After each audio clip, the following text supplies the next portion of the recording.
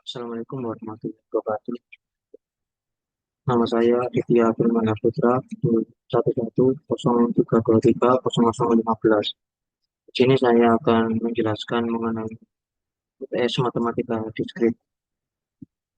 Saya akan share screen terlebih dahulu.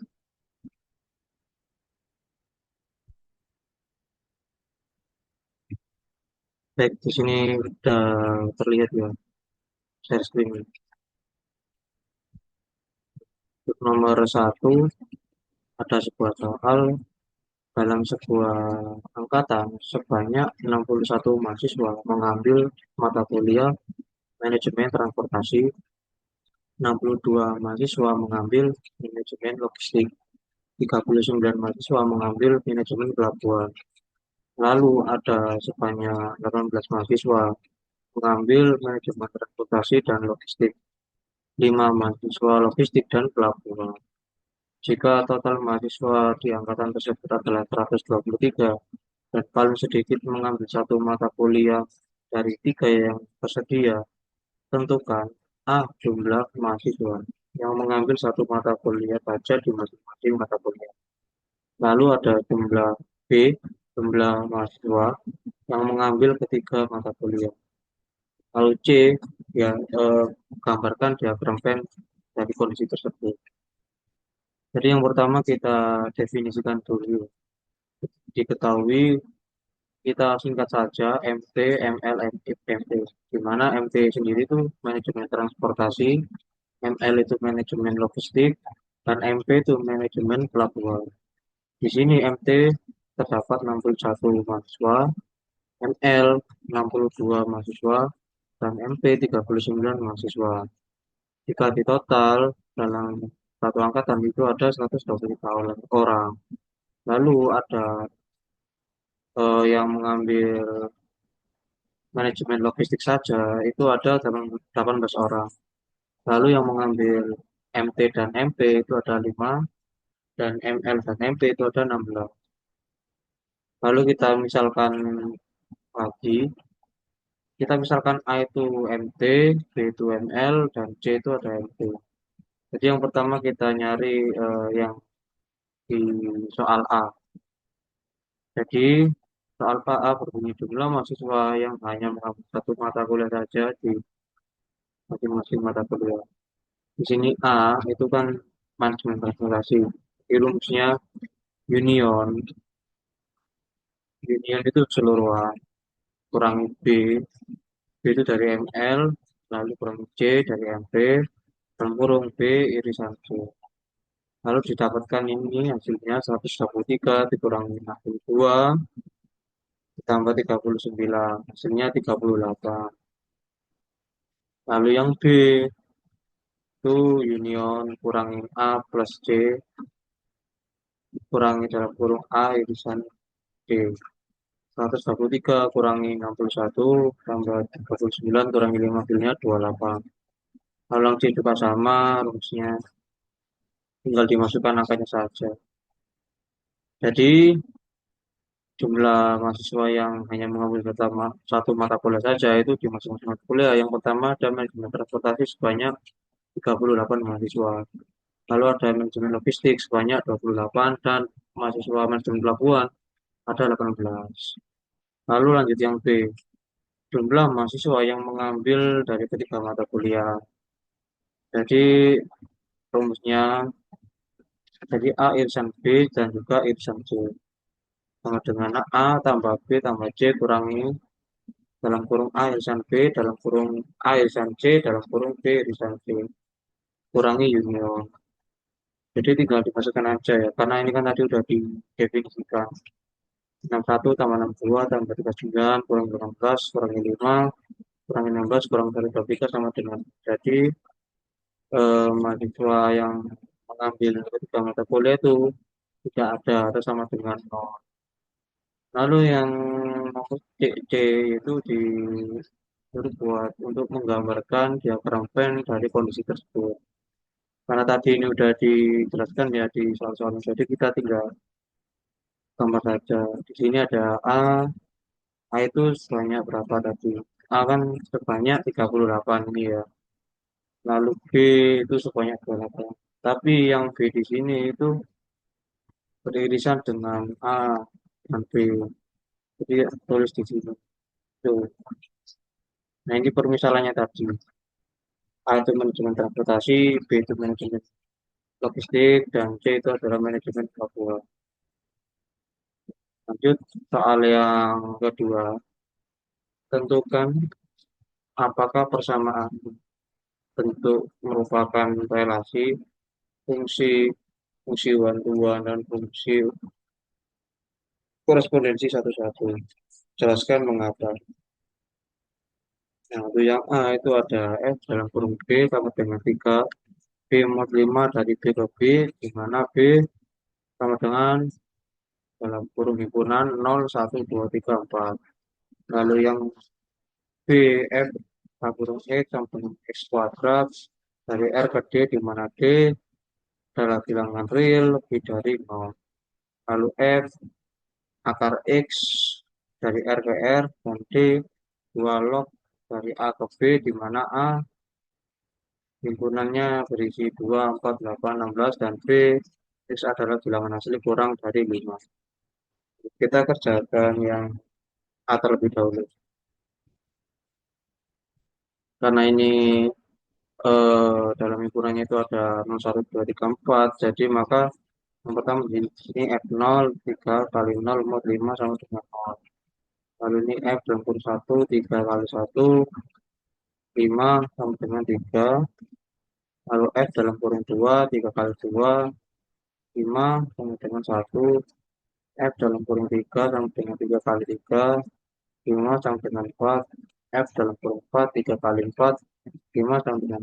Lalu di sini kita buat semacam kelompok. Nah, nanti itu akan dipasangkan gitu. Jadi karena ini F0 itu kan 0 ya.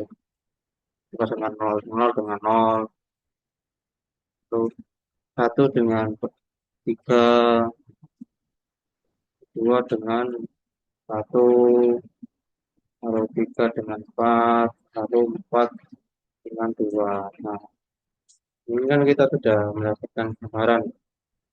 Nah, dapat dijelaskan bahwa ini merupakan relasi karena hasil persamaan tersebut itu menghubungkan domain dan kodomain.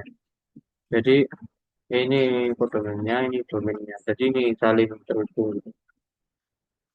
Lalu ini termasuk juga fungsi karena setiap domain yang ini itu memiliki pasangan. Selanjutnya ini juga merupakan fungsi untuk karena semua kodomain dipasangkan dengan domain atau kodomain yang berpasangan. Jadi kodomainnya ini berpasangan semua. Lalu ini juga merupakan fungsi one to one karena semua domain dipasangkan satu kali. Jadi di sini tidak ada yang berpasangannya itu tidak ada yang double itu. Jadi berpasangan semua satu satu. Lalu selanjutnya yang kita kerjakan yang nomor B. Nah, ini B F dalam kurung min 2 sama dengan dalam kurung min 2 pangkat 2 sama dengan 4, lalu F dalam kurung min 1 sama dengan dalam kurung min 1 pangkat 2 sama dengan 1. F dalam kurung 0 sama dengan 0 pangkat 2 sama dengan 0. F dalam kurung 1 sama dengan 1 pangkat 2 sama dengan 1. F dalam kurung 2 sama dengan 2 pangkat 2 sama dengan 0. Baik, maaf sama dengan 2. Nah, setelah kita membuatnya, lalu kita membuat gambar yang seperti tadi ya, dipasang-pasangkan. Nah, jadi dapat lihat di sini ya. Jadi min 2 itu sama dengan 4, lalu 1 sama dengan 1, 0 sama dengan 0, 1 sama dengan 1, 2 sama dengan 4. Nah, ini karena ini kita ini saya dapat setelah digambar ini kita tinggal menganalisis. Jadi dalam fungsi ini itu merupakan relasi. Nah, penjelasannya itu ada di yang A. Sudah dijelaskan ya sama yang A ya. Karena hasil persamaan tersebut menghubungkan domain dan kodomain. Jadi domain dan kodomainnya itu terhubung. Lalu ini juga merupakan fungsi juga sudah dijelaskan di A. Tiap domain memiliki pasangan. Lalu bukan fungsi untuk ada anggota kodomen yang tidak berpasangan. Jadi ini tuh bukan fungsi untuk karena anggota kodomennya itu yang dimiliki satu pasangan gitu. Lalu ada korespondensi satu-satu samaan bukan fungsi konjugasi itu. Lanjut ke mengerjakan yang nomor C. Di sini F dalam kurung 2 tambah dengan 2 plus kurang, kurang lebih tambah kurang lebih 2 F dalam kurung 1 sama dengan akar min 1 sama dengan tambah kurang 1 F dalam kurung 0 sama dengan akar 0 sama dengan 0 F dalam kurung 1 sama dengan akar 1 sama dengan 1 F dalam kurung 2 sama dengan akar 3 F3 sama dengan akar 3 F dalam kurung 4 sama dengan akar 4 sama dengan 2. Jadi lalu kita menggambar gambar yang sama kayak tadi. Nah, ketika ini juga bisa dianalisis. Kita langsung menganalisis dari gambar ini. Ini sudah dijelaskan ya, ini merupakan relasi karena tadi kan sudah dijelaskan sama yang A tadi. Kalau kita lihat dari gambar ini, itu hasil persamaan tersebut menghubungkan domain dan kodomain. Jadi domain dan kodomain itu saling terhubung. Lalu ya, ini bukan fungsi karena terdapat anggota domain yang tidak berpasangan. Jadi ini kan ada nih anggota domainnya yang tidak berpasangan. Jadi itu bukan fungsi. Lalu bukan fungsi untuk itu juga sudah dijelaskan di yang nomor B itu karena ada anggota kodomen yang tidak berpasangan. Selanjutnya juga bukan fungsi one to one juga sudah dijelaskan yang B kenapa bukan fungsi one to one. Lalu juga bukan korespondensi satu-satu juga sudah dijelaskan di B. Tuh. Lanjut ke yang nomor D. Jadi yang nomor D ini F dalam kurung 2 sama dengan 2 log 2 sama dengan 1. F dalam kurung 4 2 log 4 sama dengan 2. F dalam kurung 8 2 log 8 sama dengan 3.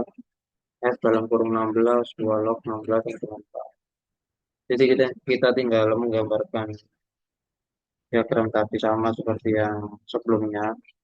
Selanjutnya kita menganalisis dari gambar tersebut. Jadi di gambar tersebut kita dapat melihat ya bahwa ini merupakan relasi. Tadi juga sudah dijelaskan di nomor A. Ini juga merupakan fungsi dan ini juga bukan fungsi untuk. Selanjutnya ini fungsi one to one dan bukan korespondensi satu-satu. Nanti tinggal di apa ya bisa dibaca kembali. Ini kan ada penjelasan A, penjelasan B. Nah ini bisa melihat di penjelasan A sama B. Apa itu gambar tersebut itu seperti itu sahabat. Itu. Lanjut kita yang nomor 3. Jadi di nomor 3 ini ada soal pada tahun 2024 Liverpool memiliki 3 kiper, flashback, 7 gelandang, dan 6 striker. Jika pelatih ingin mengambil starting 11 dengan formasi 4-3, tentukan A. Berapa cara memilih 11 pemain tersebut sesuai fungsinya dengan mengabaikan posisi detailnya. Dalam kurung, bek kanan dan bek kiri dianggap sama. Lalu B, jika posisi diperhitungkan, misal bek sayap kanan berbeda dengan bek sayap kiri. Ada berapa cara untuk mengatur posisi pemain Liverpool yang tersedia? Nah, lalu yang soal yang C, jika babak kedua, pelatih ingin merubah formasi menjadi 4-4 dengan